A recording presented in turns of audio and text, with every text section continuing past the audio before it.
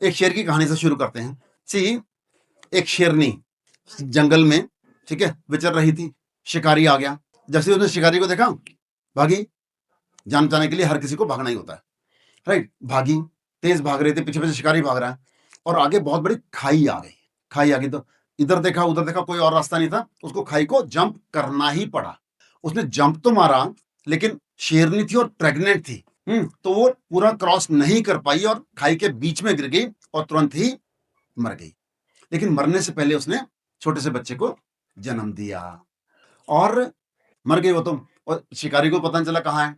सुबह एक गडरिया भेड़े चराता हुआ वहां से जा रहा था।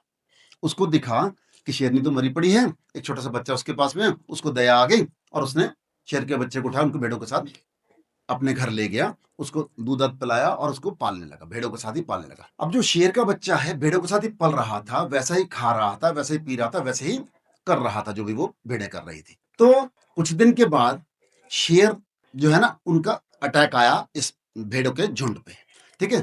शेर अटैक करने ही वाला था, उसने देखा अरे शेर का बच्चा क्या कर रहा है इस झुंड में, भेड़ों के झुंड में। तो उसने कहा शिकार तो बाद में करूंगा, पहले तो उसको संभालूं अपने बच्चे को। तो उसने उसको अपने शेर के बच्चे को पकड़ा और उसको बाहर लेके आया। कहते तू क्या कर रहा है इन भेड़ों के बीच में?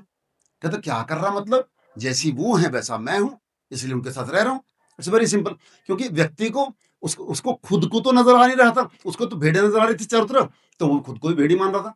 तो उसने कहा नहीं भाई, तू भेड़ नहीं है, तू भेड़ का बच्चा नहीं है, तो शेर का बच्चा है। कहता ना ना, ऐसे नहीं कहो, ऐसे नहीं कहो, मैं तो भेड़ी हूं।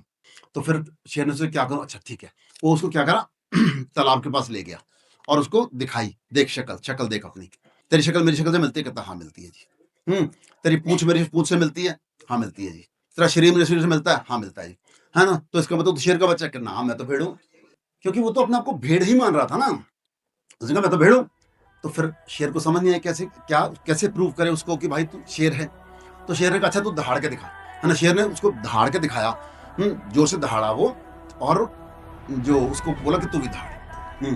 तो उसने जब उसको कहा दहाड़ने के लिए, उसके मुंह से क्या आवाज निकली, मैं। वो तो उसको तो वही बोलना आता था, तो वैसे ही बोला। तो शेर ने फिर मारा थप्पड़ खींच के, कहता जोर से दहाड़, कहता जैसे मैं दहाड़ रहा हूँ। उसने 4-5 जब ट्राई किया, तो उसके बाद वो दहाड़ने लगा।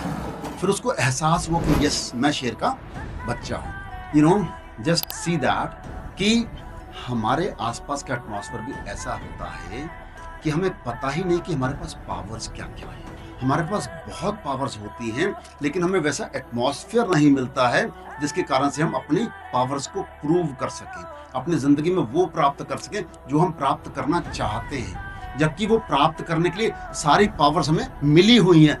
भगवान ने ऐसा बताते हैं कि हमें सारी अपनी पावर्स देके भेजा है। हम जो कुछ भी प्राप्त करना चाहते हैं वो कर सकते हैं, अगर हम जान जाएं कि हमारे पास वो पावर्स हैं। ऐसा ना